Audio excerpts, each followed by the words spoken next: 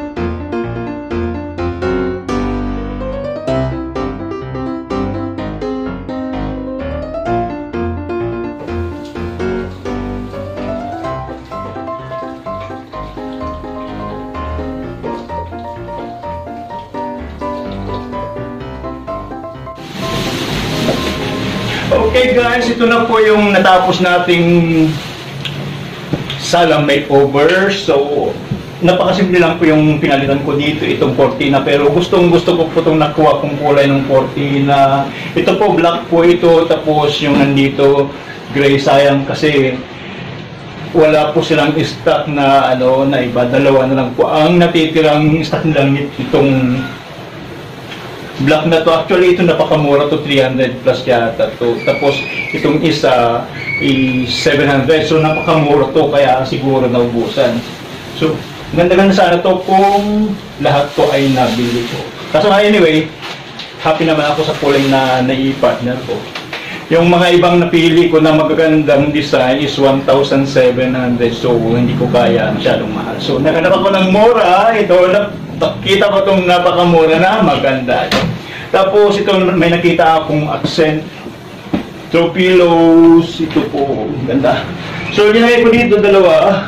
So nagmukha siyang eleganteng tingnan, napakaganda. So happy ako sa nangyari sa aking salas ngayon. Dahil gusto ko po itong nakuha akong texture tsaka itong kulay niya. So nababagay po siya dito sa aking blue jeans sofa.